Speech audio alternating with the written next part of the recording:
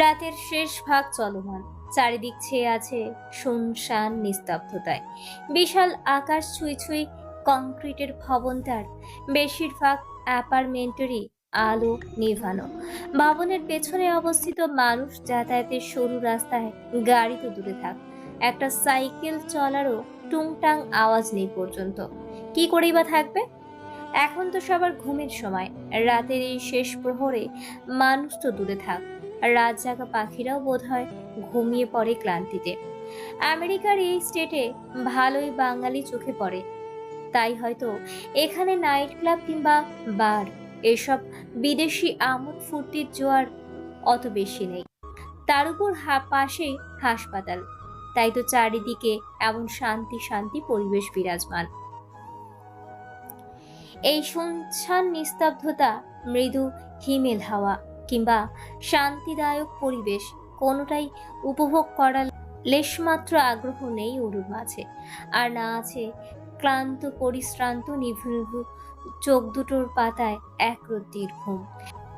সেই সন্ধ্যাবেলাতে টানা বারান্দায় এসে বসেছিল, আর এখন রাত শেষ হয়ে ভোরের আলো ফুটতে চলল, তাও একইভাবে হাঁটুতে মাথা ঠেকিয়ে বারান্দায় বসে আছে অরু। আজকাল এটা তোর প্রতিদিনের রুটিন হয়ে দাঁড়িয়েছে। এছাড়া গত কয়েকদিন যাবৎ নামমাত্র খাবার আর পানি খেয়ে কোনো মতে বেঁচে আছে মেয়েটা। কি করেই বা খাবার মুখে তুলবে ও? মা, আপা কেউ ওর সাথে কথা বলা তো দূরে থাক, ওর দিকে ভালো করে ফিরেও তাকায় না। চোখের সামনে দেখলে মুখ ফিরিয়ে চলে যায়, কেমন যেন সবার মাঝে উপস্থিত থেকেও নেই ওর। মাত্র কয়েকদিনের ব্যবধানে হঠাৎ করেই ওর সুন্দর সাজানো গোছানো জীবনটা হয়ে উঠেছে দুর্বিষহ আর অস্বাভাবিক। এত কিছুর পরেও যার জন্য এতটা কষ্টসাধ্য করা, যার জন্য এত ধৈর্য ধারণ করা, যার কথা ভেবে এই নির্ঘুম রাত কাটানো, সে যদি অন্তত মনের খবরটা বুঝতো। কিন্তু না, কৃতিক সেই যে রেগে মেগে চলে গেল। আজ প্রায় 1 সপ্তাহ হতে চলল, আর আসেনি সে। ওদিকে মা আর আপার খুশির জন্য ঘরের বাইরে পা মারাই না অরু, কারণ ও জানে ঘরের চৌকাঠ মারালেই সবাই ভাবে অরু কৃতিকের কাছে গিয়েছে। তারপর শুরু হবে আরেক অশান্তি। অরু আর অশান্তি চায় না। ওর এইটুকু জীবন দিয়ে তো কম তো আর ধকল গেল না। গত সপ্তাহের অনাহার আর অবহেলায় সুন্দর লাবণ্যময় মুখটা হুট করেই কেমন ফ্যাকাশে বর্ণ ধারণ করেছে। না ঘুমিয়ে ঘুমিয়ে চোখের কোটরে কালি জমেছে। লম্বা চুলগুলোতে চিরুনি চলেনি বেশ কয়েকদিন। শরীরের সাথে ফিটিং হয়ে থাকা জামাটাও গলা থেকে নেমে যাচ্ছে নিঃসংকোচে। আর কিছুদিন এভাবে থাকলে অরুকে অসুস্থ হয়ে হসপিটালে ভর্তি হতে হবে নিশ্চিত। জীবনে প্রথমবার প্রেমে পড়লে বুঝি এমনটাই হয়, তার দহনে হৃদয় ছিঁড়ে যায়। কিন্তু ওর এই বিভীষিকাময় অবস্থা করে দিয়ে কোথায় হারিয়ে গেল কৃতিক ভেবে পায় না অরু। দিনে অন্তত 100 বার এসে টানা বারান্দায় উকিঝুঁকি দিতে থাকে কেউ আসলো কিনা দেখার উদ্দেশ্যে। কিন্তু না, অরুর জন্য এখন আর কেউ আসে না। বাইক নিয়ে দাঁড়িয়েও থাকে না কেউ। অরু কষ্ট পায়, ওর হৃদয়টা ব্যথায় টনটন করে ওঠে। অভিমানী কান্নায় ভিজে ওঠে চোখের পাতা। কৃতিকের উপর এক রাশ অভিমান করে অরু নিজে কঠিন শর্ত এঁটে দিয়ে বলে, আর কখনো আপনার জন্য অপেক্ষা করব না আমি।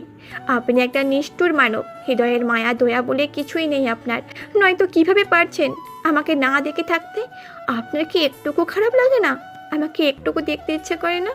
যদি দেখতে না ইচ্ছে করে তাহলে আপনি কেন আমার মস্তিষ্কে ঘুরপাক করেন সারাক্ষণ? আমি খেতে পারছি না, ঘুমাতে পারছি না, স্বাভাবিক হতেও পারছি না, আপা মাকে বুঝতেও পারছি না, অথচ ভেতরটা আপনার দহনে পুড়ে যাচ্ছে সারাক্ষণ। কেন এই দহন? উত্তরটা অন্তত দিয়ে যান। অরুর অযাচিত অভিমানী মনের উত্তর দিয়ে যায় না কেউই। তারপরেক্ষণেই আবার রেগে মেগে অরু নিজেই বলে, যেহেতু আপনি আমার কথা ভাববেন না, তাই এবার থেকে আমিও আর আপনার কথাই ভাববো না, একটুও ভাববো না। ঠিকই তো, সে যদি অরুকে না দেখে ভালো থাকতে পারে, এতগুলো দিন চলে গেল তাও যদি অরুকে একটা বার মনে না পড়ে, তবে অরুও থাকতে পারবে, কোনো সমস্যা নেই। কিন্তু হায়, প্রেমে পড়লে কি আর এত শর্ত মনে থাকে? অষ্টাদশী যে ভীষণ ভাবে প্রেমে পড়েছে ওই উগ্র বেপরোয়া লোকটার। তাই তো ফেটে পড়া অভিমানের কয়েক মুহূর্ত পরেই নিজেকে নিজেই দেওয়া শর্ত ফর্ত জলাঞ্জলি দিয়ে পুনরায় ছুটে যায় টানা বারান্দায়। অতঃপর সেই চেনা মুখ, চেনা কামুক চোখ, চেনা বাইক কিছুই দেখতে না পেয়ে তীব্র কান্নার জোয়ারে সেখানেই বসে পড়ে অরু। প্রহরের পর প্রহর কেটে যায়, অরুর অপেক্ষা শেষ হয় না। তাকে একটাবার দেখার জন্য আনচান করতে থাকার হৃদয়টা অপেক্ষার প্রহর গুনতে গুনতে ঝিমিয়ে পড়ে। তবুও আশা হারায় না অরু। ওর মনে হচ্ছে কৃতিক সেদিনের ঘটনায় একটু রেগে আছে, তাই হয়তো আসছে না। রাগ করে গেলে ঠিকই চলে আসবে।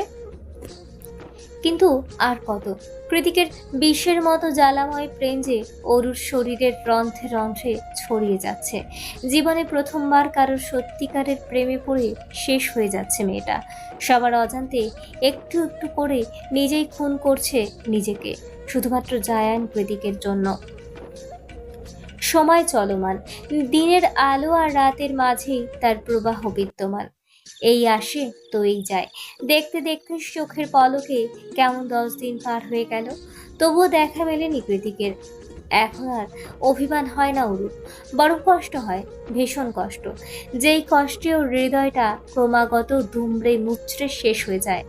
অনুয়ার আজমেরি শেখ ভেবেই নিয়েছে যেহেতু দেখা সাক্ষাৎ যোগাযোগ কিছুই নেই, সেহেতু ধীরে ধীরে সবকিছু থেকে বেরিয়ে আসবে অরু। একবার শুধু মনটা ঘুরে গেলেই কেল্লা ফতে, তারপর সোজা ডিভোর্স। কিন্তু তারা তো আর জানে না কৃতিকের এই অনুপস্থিতি ছিল অরুর হৃদয়ে এক নিদারুণ প্রেমের জোয়ার। অষ্টাদশীর মনে দাগ কেটে গিয়েছে এই দূরত্ব। জায়ান কৃতিক আর নিখিল দুজনকেই ভালোবাসার পার্থক্যটা হাড়ে হাড়ে টের পেয়েছে সে। নিখিলের মাসের পর মাস অনুপস্থিতি কিংবা দূরত্ব কোনো কিছুই এভাবে পোড়ায়নি অরুকে। অথচ কৃতিকের এই 10 দিনের দূরত্ব অরুকে বুঝিয়েছে সত্যিকারের ভালোবাসা কি।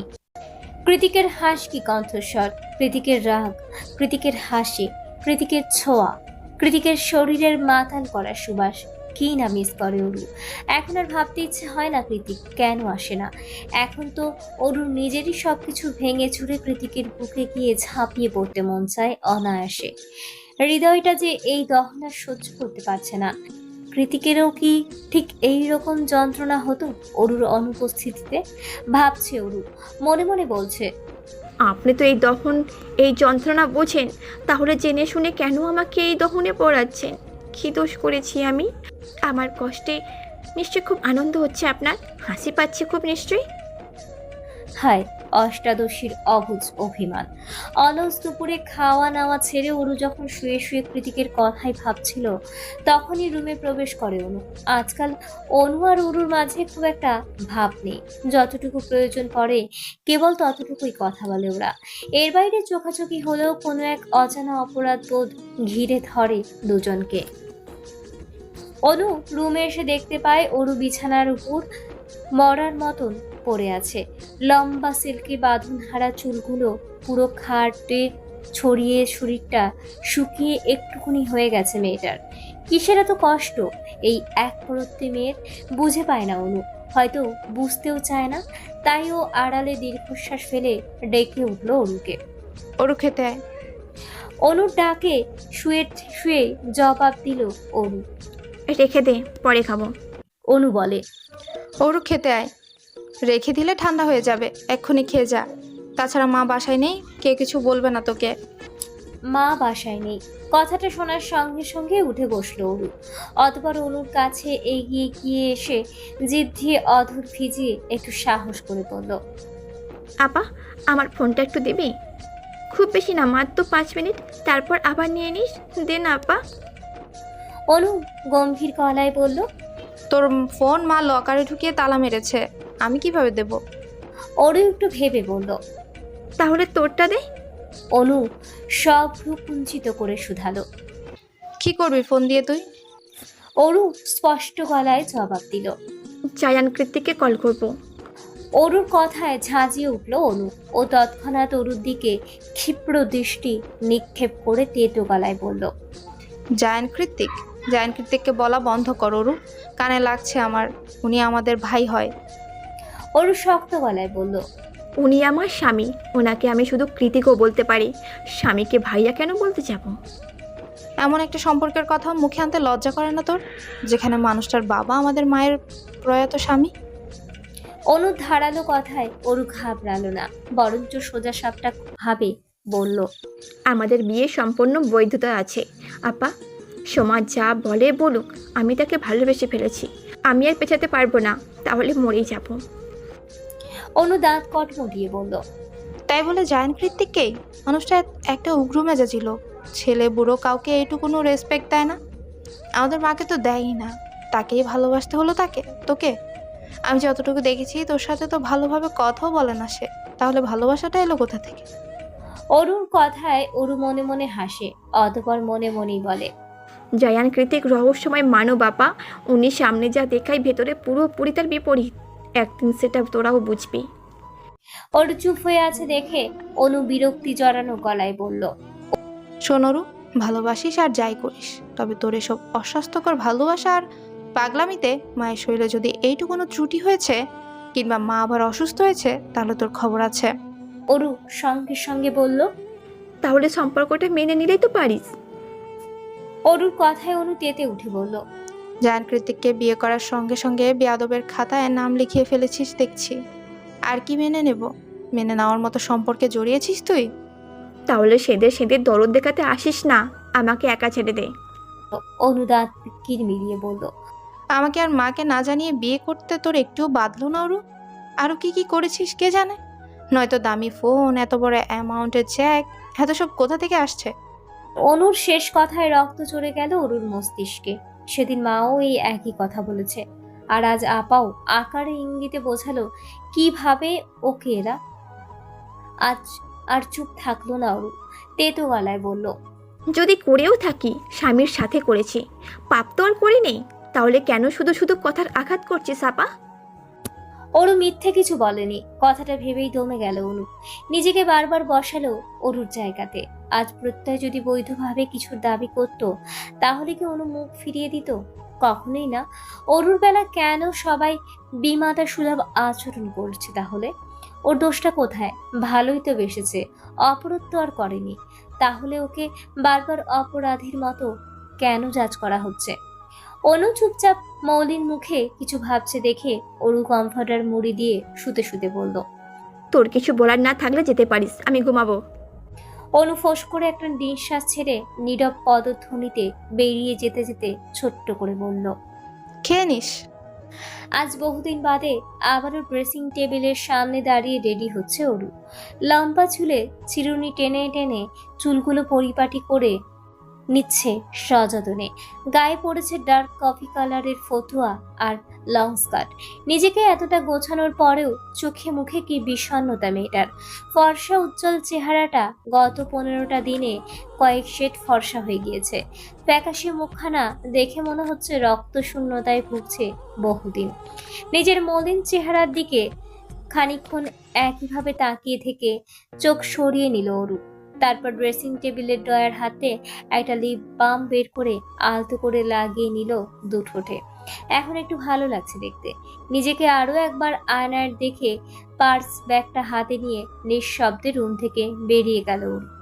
আজ 15টা দিন হলো কৃতিকের দেখা নেই, কোনো খোঁজ নেই। এখন তো অরুর অভিমানের চেয়ে চিন্তা বেশি হচ্ছে, কোথায় গেল লোকটা? কেনই বা অরুর থেকে নিজেকে এতটা আড়াল করে রেখেছে? তাহলে কি সে অরুকে চায় না? কিন্তু কৃতিক যে বলেছিল, তুই শুধু বিয়েটা কর, বাকিটা জীবন আমি সামলে নিব। তার এই সামলানো এই সব কথা ভেবেই গত রাতে অরু ঠিক করেছে ও ভার্সিটি যাবে। তাতে মা যা বলার বলুক, আর যা করার করে নি। ঠিক এভাবে চার দেওয়ালের মাঝে বসে বসে অপেক্ষার প্রহর গুনতে থাকলে নিখাত দম আটকে মরে যাবে ও। তার চেয়ে একটা রিস্ক নিয়ে কৃতিকের সামনাসামনি হওয়াটা বেশি জরুরি। এভাবে ভালোবাসার লোভ দেখিয়ে কষ্ট দেওয়ার মানে কি জানতে চায় ওরু। সেই উদ্দেশ্যে সকাল সকাল আজ বেরিয়েছে ও মা অফিসে।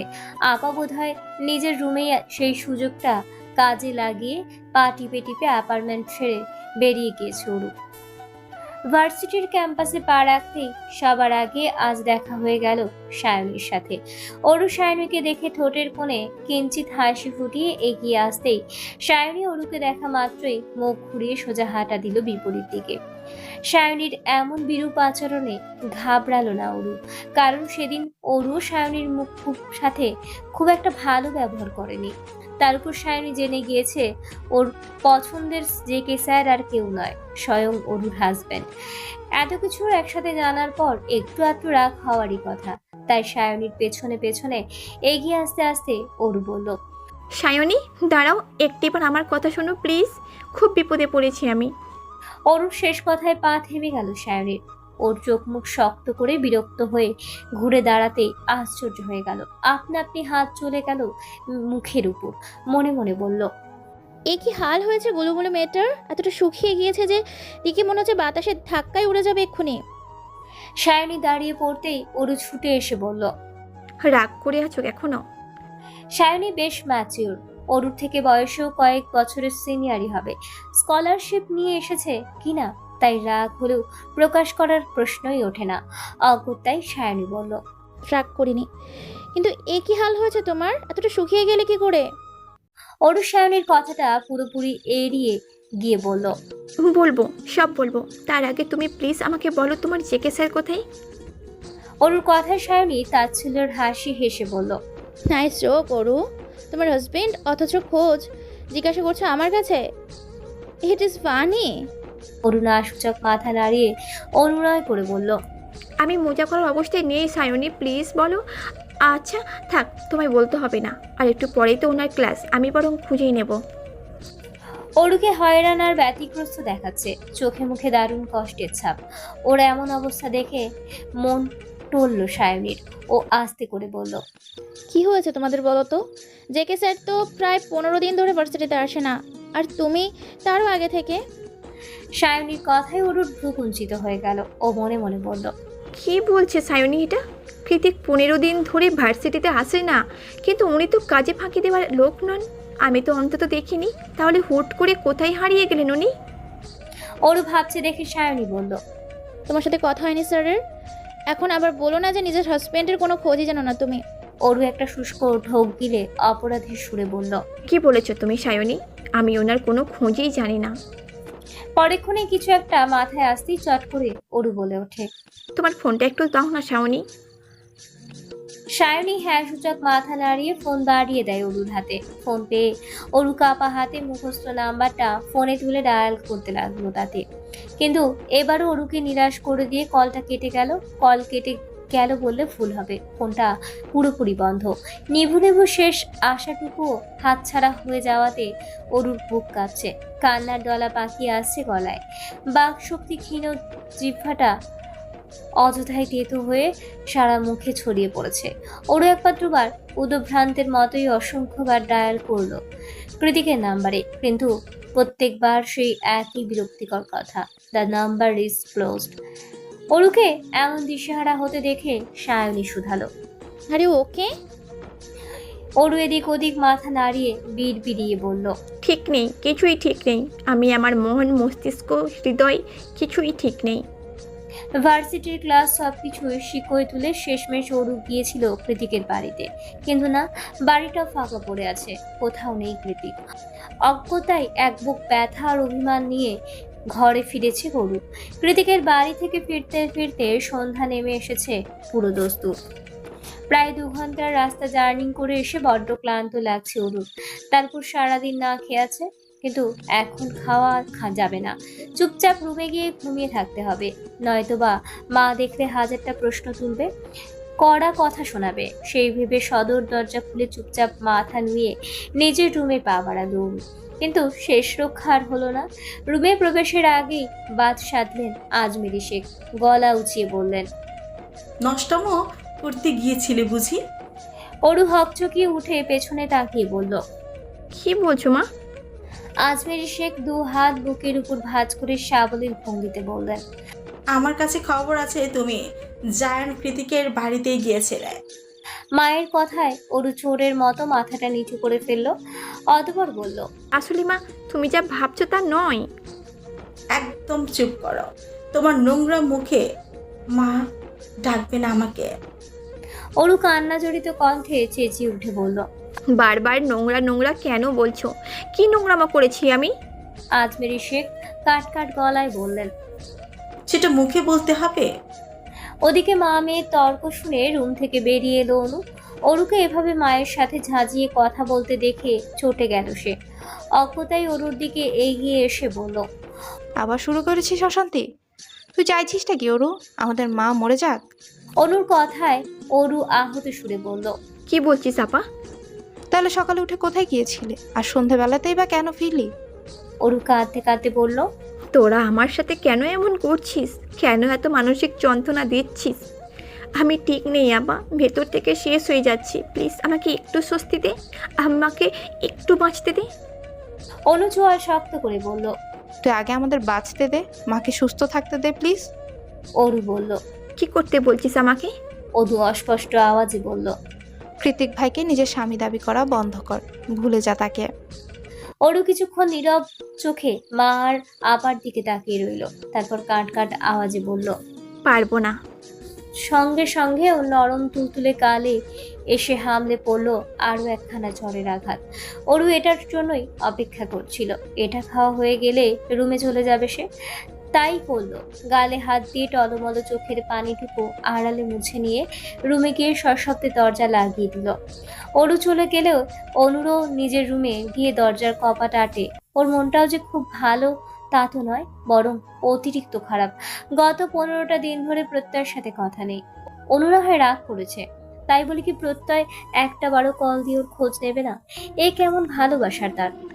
প্রত্যয়ের উপর গভীর রাগটা যখন গভীরতর হয়েছিল তখনই ঘটে গিয়েছে এই ঘটনা। অনু নিজের একরাশ রাগ আর বিরক্তি অজান্তেই ঝেড়ে ফেলেছে ছোট্ট বোনটার উপর। এটা অবশ্য নতুন নয়। অনু বরাবরই রকচটা স্বভাবের। হুটহাট রাগ উঠে যায় ওর, আর তার বহিঃপ্রকাশটাও হয় ভুলভাবে। সেই ভুল বহিঃপ্রকাশের বেশিরভাগ শিকারই হয় অনু। কিন্তু আজ একটু বেশি বেশি হয়ে গিয়েছে। অনু নিজেই সেটা বুঝতে পারছে। অনুশোচনায় অপরাধ বোধে গলা ধরে আসছে ওর। ও পড়েছে মহা দোটানায়। একদিকে বোনের অসহায়ত্ব আর অন্যদিকে মায়ের স্বাস্থ্য। কোন দিকে যাবে অনু? তাও মা কিংবা জায়ার প্রীতি কেউ যদি একটু নরম মনের হতো। দুজনেই হচ্ছে টিট ফর ট্যাট। কেউ কাউকে এক বিন্দু ছাড় দিতে রাজি নয়। ওদিকে ওসবের মাঝে পিষে যাচ্ছে ছোট্ট অরুটা। অরুর জন্য এবার সত্যি সত্যি ভেতরটা পুড়তে লাগলো অনুর। অনুর যখন অরুকে নিয়ে একরাশ অনুশোচনায় ডুবে আছে, ঠিক তখনই অযতনে পড়ে থাকা ফোনটা বেজে ওঠে তারস্বরে। অনু স্ক্রিনে তাকিয়ে দেখতে পায় প্রত্যয়ের নাম্বার। এতগুলো দিন বাদে আজ হঠাৎ প্রত্যয়ের কল পেয়ে ভেতরে ভেতরে খুশির হিড়িক পড়ে গেল অনু। ও তৎক্ষণাৎ ফোনটা রিসিভ করে কানে ধরে চুপ হয়ে রইল। এপাশ থেকে সারা শব্দ না পেয়ে ওপাশ থেকে প্রত্যয় ডাকলো। হ্যালো অনু, শুনতে পাচ্ছ? হ্যাঁ বলুন। অনু নরম সরম আওয়াজ পেয়ে প্রত্যয়েরও বোধহয় ভালো লাগলো। ও খানিকটা আদুরে গলায় বলল, কেমন আছো সোনা? অনু অভিমানী সুরে বলল। কে খোঁজ নেয়? প্রত্যয় নিজের অপরাধটুকু স্বীকার করে বলল, খুব বেশি ঝামেলায় ছিলাম, সব বলবো তোমায়। তার আগে ফোনটা অরুকে দাও। অনু ভ্রু কুঞ্চিত করে বলল। ওর সাথে কি কাজ আপনার? প্রত্যয় শাসন করার সুরে বলল, দিতে বলেছি দাও, ওর সাথে জরুরি কথা আছে। অনু নাক ফুলিয়ে বলল। আপনি এতদিন পরে বকা দেওয়ার জন্য কল দিয়েছেন, তাই না? প্রত্যয় বুঝলো অনুর অভিমানের ঘর পূর্ণ। প্রেমিক হিসেবে প্রত্যয় তো একটা দায়িত্ব আছে, প্রেমিকার রাগ ভাঙানোর। কিন্তু এখন তো হাতে সময় নেই, তাইও খুব বেশি আদর দেখিয়ে বলল, আমার জান, আমার প্রাণ, আমার অনু, প্লিজ কথা শোনো, ফোনটা অরুকে দাও। তারপর আমি তোমার সাথে সারা রাত কথা বলবো, প্রমিস। আজ আর ঘুমাতে দেবো না তোমায়। প্রত্যয়ের এমন আহ্লাদি কথায় গদগদ হয়ে উঠল অনু। এতক্ষণ রাগ ঢাক সব হাওয়ায় মিলিয়ে গেল মুহূর্তেই। ও লাজুক সুরে বলল, ঠিক আছে, এটাই কিন্তু শেষবার। তারপর আবার এমন রিকোয়েস্ট করবেন না, মা জানলে কিন্তু খুব চেটে যাবে আমার উপর। প্রত্যয় স্বস্তির নিঃশ্বাস ছেড়ে বলল, আচ্ছা করবো না, এবার দাও। একটু ধরুন, আমি নিয়ে যাচ্ছি।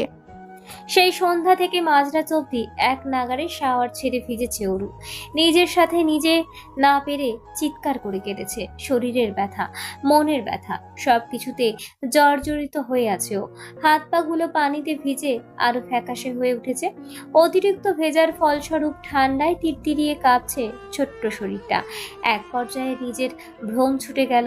জামা কাপড় পাল্টে মাথায় তোয়ালে জড়িয়ে নিজেই ওয়াশরুম থেকে বেরিয়ে আসে অরু। ওয়াশরুম থেকে বেরিয়ে পায়ে পায়ে এগিয়ে গিয়ে দাঁড়ায় টানা বারান্দায়। আকাশটা ঘুটঘুটে অন্ধকারাচ্ছন্ন। দূর আকাশে গুড়গুড়িয়ে মেঘ ডাকছে। হয়তো আজ রাতেও ঝড় আসবে।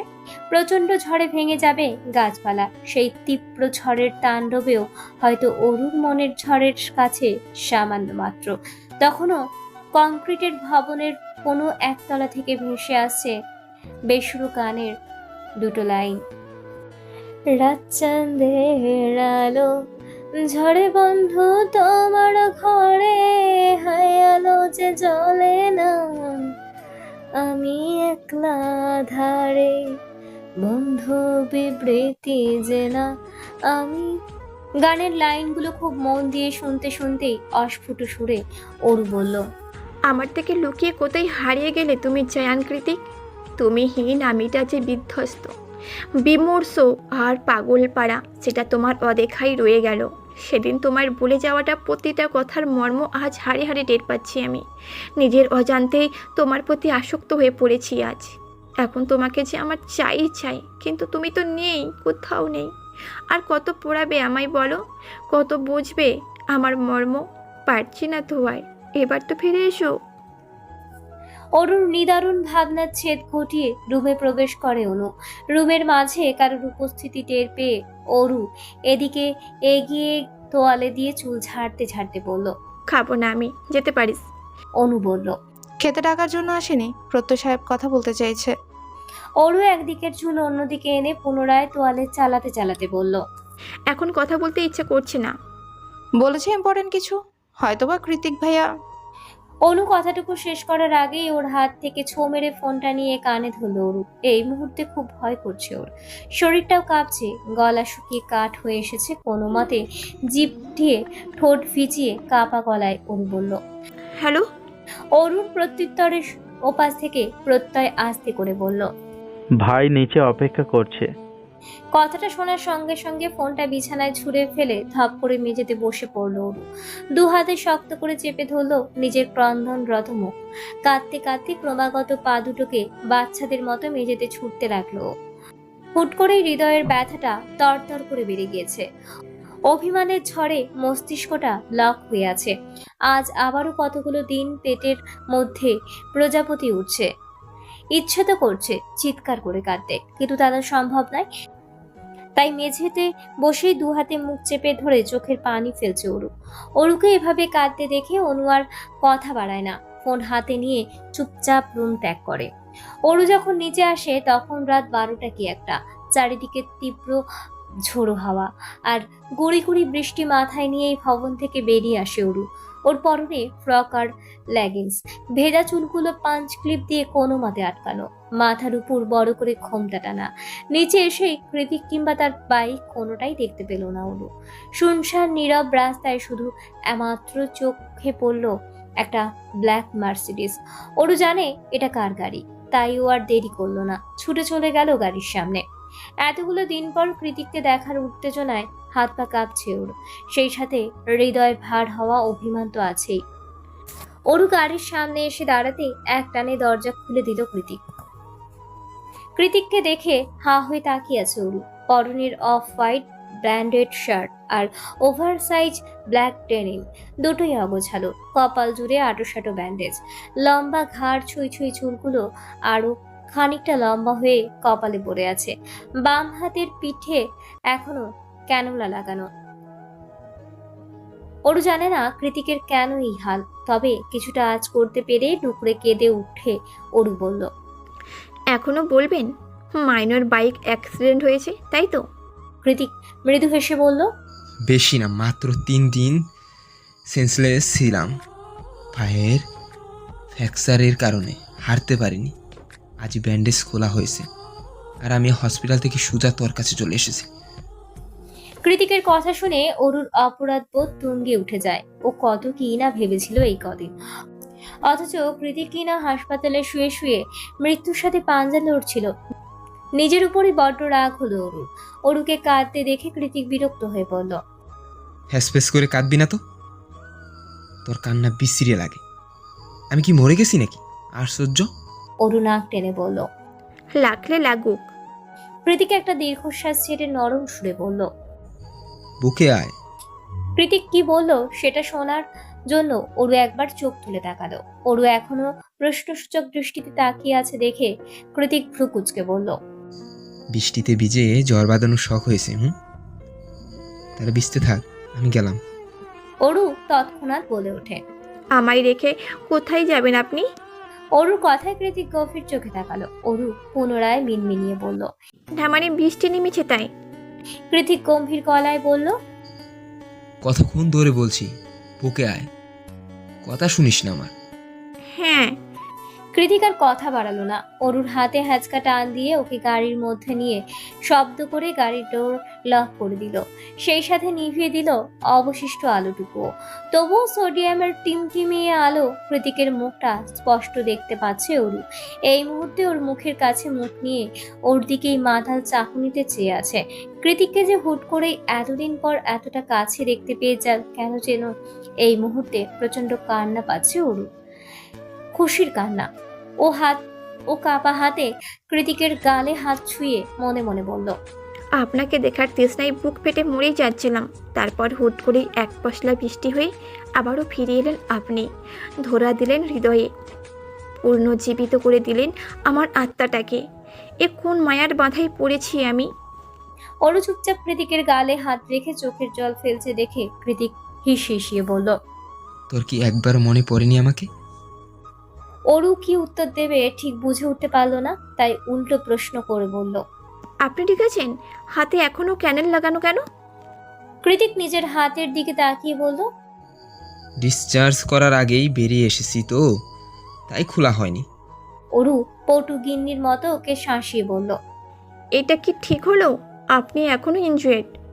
কৃতিক অরুর গলায় নাক ঘষতে ঘষতে বলল। তোর কাছে ফিরে এসেছি, এবার ঠিক হয়ে যাব। অরু চোখ দুটো বুজে কাপা গলায় বলল। আমি ভেবেছিলাম আপনি আর আসবেন না। কৃতিক অরুর ওড়নাটা সরিয়ে ওর লম্বা চুলগুলো এক টানে খুলে দিল। চুলের সুখানে মুখ ডোবাতে ডোবাতে বলল। তোকে ছাড়া বাঁচতে পারলে তো। কৃতিকের কথায় অরু মৃদু হাসে। তীব্র ঝড়ের শেষে প্রকৃতি যেমন পুরোপুরি শান্ত হয়ে যায়, ওর হৃদয়টাও এই মুহূর্তে পুরোপুরি শান্ত। বাইরের বৃষ্টি ছাপিয়ে ঝড় শুরু হয়েছে। ক্ষণে ক্ষণে গর্জে উঠছে আকাশ। এমন ঝোড়ো আবহাওয়ার মধ্যে গাড়ির মধ্যে বসে থাকতে ভয় করছে অরু। অথচ কৃতিক সেই যে গলায় মুখ ডুবিয়েছে এখনো ছাড়েনি। অরু এখন ব্যথায় জর্জরিত হয়ে চোখ বুজে সহ্য করছে সবকিছু। এক পর্যায়ে গলা কাঁপানো আওয়াজে হুট করেই বাজ পড়ল ধরণীতে। সঙ্গে সঙ্গে অরু ঘুরে এসে কৃতিককে জড়িয়ে ধরল শক্ত করে। অরু জড়িয়ে ধরাতে এতক্ষণে কৃতিক পার্থক্যটা বুঝতে পারলো। অরু শুকিয়ে গিয়েছে অনেকটা, শরীরটা এইটুকুনি হয়ে গিয়েছে। কৃতিক এবার ভ্রু কুঞ্চিত করে অরুর থেকে নিজেকে ছাড়িয়ে চোয়াল শক্ত করে বলল। এভাবে শুকিয়ে গেছিস কেন? কি হয়েছে এই কদিনে তোর সাথে? কৃতিকের কথায় অরু মাথা নিচু করে ঠোঁট উল্টে ফুপিয়ে উঠল। অভিমানী কান্নায় ভেঙে পড়ে অস্পষ্ট সুরে বলল। কি হয়েছে সেটা তো আপনি ভালো বলতে পারবেন। সেদিন কি কি সব কঠিন কথা বলে কোথায় যেন হারিয়ে গেলেন, আর এলেন না।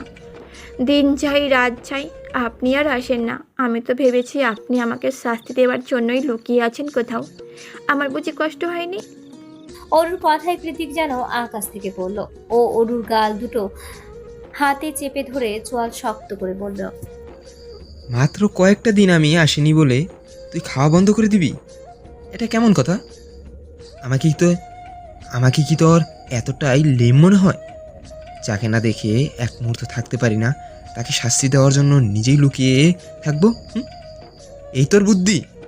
নিজেকে এভাবে কষ্ট দেওয়ার সাহস কোথায় পেলি তুই? মাত্র 15 দিনে ভুলে গেলি? শরীরটা তোর হলেও আত্মাটা যে আমার।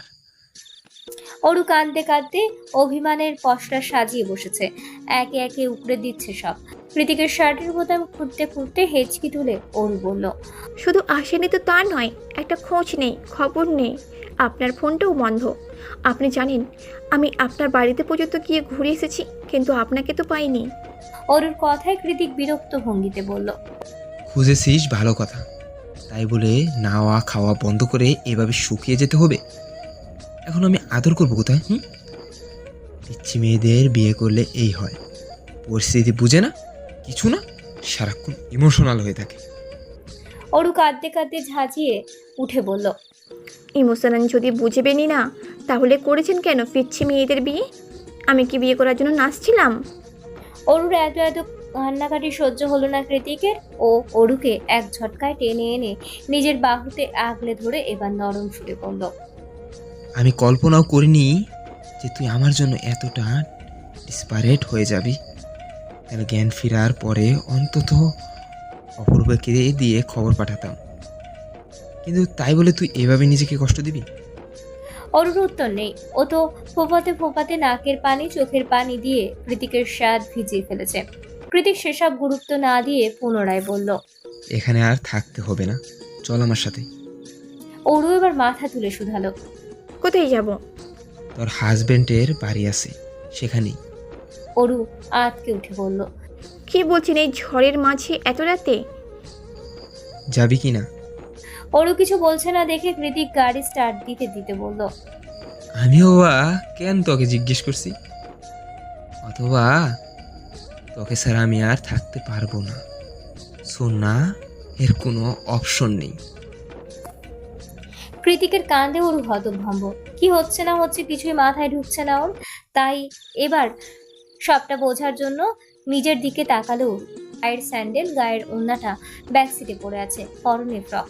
বাইরে তুমুল বর্ষণ, পেছনে ফেলে এসেছে মা আর আপাকে। পাশে বসে দক্ষ হাতে ড্রাইভ করছে সবচেয়ে কাছের মানুষটা। আর অরু এভাবেই তার স্বামীর বাড়ি যাচ্ছে। অবশ্য জায়ান কৃতিকের দ্বারা সবই সম্ভব। সান ফ্রান্সিসকো ছাড়িয়ে শহরতলির সেই নির্জন শুনশান রাস্তায় আসতেই ঘটল বিপত্তি। গাছপালা ভেঙে পুরো রাস্তা ব্লক হয়ে আছে। সামনে যাওয়ার কোনো রূপ উপায়ন্তর নেই। অগত্যায় কৃতিক ব্রেক কষল সেখানে। পুরো রাস্তা জুড়ে ঘুটঘুটে অন্ধকার।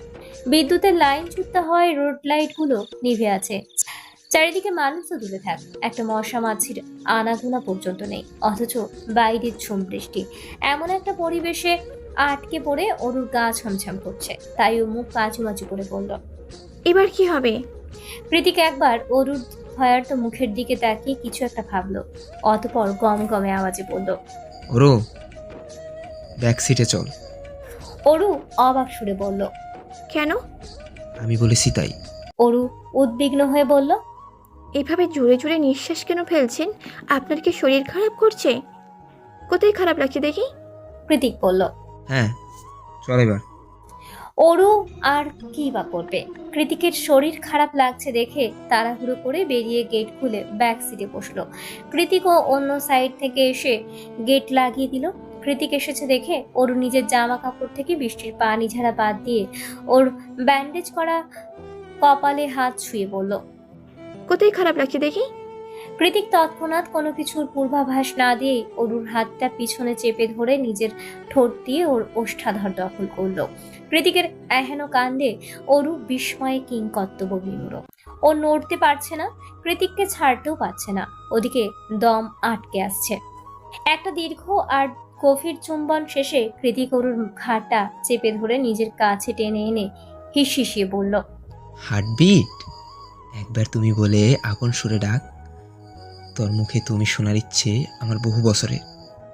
অরুর চোখ বন্ধ, কোনো মতে জিভ দিয়ে অধর ভিজিয়ে কাঁপা কাঁপা গলায় বলল, আপনি তো আমার অনেক বড়। কৃতিক হাসকি স্বরে বলল, সো হোয়াট, আমি তোর সব থেকে আপন। আর একটু পরে আমাদের মধ্যে কোনো দূরত্ব থাকবে না। তাহলে আমাকে ডাকবি না তো কাকে ডাকবি? অরু এই মুহূর্তে পুরোপুরি কৃতিকের বশবর্তী। কোনো এক অদৃশ্য জাদু বলে কৃতিক ওকে পুরোপুরি নিজের আয়ত্তে নিয়ে ফেলেছে। তাই অরুও কাঁপা কাঁপা কণ্ঠে বলল, আপনাকেই তো বলবো। তাহলে বল। অরু পরাজিত সৈনিকের মতো ছোট্ট করে উচ্চারণ করলো, তো তুমি? কৃতিক পুনরায় বলল, চোখ খুলে। আমার দিকে তাকে স্পষ্ট আওয়াজে বল। অরু এবার তাই করলো। শুষ্ক ঢোক গিলে কৃতিকের চোখে চোখ রেখে রিনিয়ে বলল। তুমি। অরুর লজ্জারাঙা মুখ দেখে কৃতিক নিঃশব্দে হাসলো। অতঃপর একটানে অরুকে নিজের কোদে বসিয়ে দিয়ে হাসকি স্বরে বলল, I need you Aru, I desperately need you right now. হবি না আমার? কৃতিকের কথা কিছুটা হলেও আন্দাজ করতে পেরে ভ্রম ছুটে গেল অরুর। মুহূর্তেই ভয়ের চোটে আত্মাটা শুকিয়ে গেল ওর। ক্রমাগত ছটফট করতে লাগলো কৃতিকের কোল থেকে নামার জন্য। কৃতিক এক হাতে অরুকে চেপে ধরে অন্য হাত দিয়ে শার্টের বোতাম খুলতে খুলতে বিরক্ত হয়ে পড়ল। কি হয়েছে? ছটফট করছিস কেন? মারছি তোকে? আদরিত করছি। অরু আতঙ্কিত সুরে বলল। আমার ভয় করছে। অরু কথাটা বলার সঙ্গে সঙ্গে কৃতিক নিজের হাতেই লাগানো ক্যানোলাটা এক টানে বের করে ফেলল। তৎক্ষণাৎ ফিনকি দিয়ে রক্ত বেরোলো ওর হাত থেকে। অরু সেখানটায় চেপে ধরে বলল। কি করছেন? এটা ডিস্টার্ব করছে। অরু এবার কম্পিত কণ্ঠে বলল। আপনি কি চাইছেন? কৃতিক পুনরায় নিজের শার্টের বোতামে হাত চালাতে চালাতে অরুর দিকে ঘোর লাগা দৃষ্টি নিক্ষেপ করে বলল। তোকে? কৃতিকের নেশালো আওয়াজে কেঁপে উঠল অরু। তবু অনেকটা সাহস সঞ্চার করে মিনমিনিয়ে বলল। আমার ভয় করে আপনাকে। কৃতিক একটানে অরুকে নিজের বুকের উপর ফেলে দিয়ে বলল। ভয় কেন? অরু কাঁদো কাঁদো সুরে বলল। আপনি ডার্ক রোম্যান্স শুনেন সব সময়। কৃতিক অরুর লম্বা চুলগুলো এক পাশে সরিয়ে ধীরে ধীরে ওর জামার চেনটা খুলতে খুলতে বলল। This is your first time, so be gentle baby. অরুর মাঝে ডুবে যেতে যেতে কৃতিকের মন বলছে, ঝলসানো রাতে এই পোড়া বড়াতে তুমি আমার অন্ধকার রোশনায়। মধ্যরাতে আকাশ বাতাস ছাপিয়ে বর্ষণ মুখরিত ধরণী, সেই সাথে প্রশান্ত মহাসাগরীয় উত্তাল ঝোড়ো হাওয়ায় চারিদিক কনকনে ঠান্ডা। ঝড়ের তাণ্ডব কমে এসেছে একটু একটু, অথচ অন্ধকারের মাঝে আটকে পড়া ব্ল্যাক মার্সিডিসটা এখনো সেখানেই ঠায় দাঁড়িয়ে।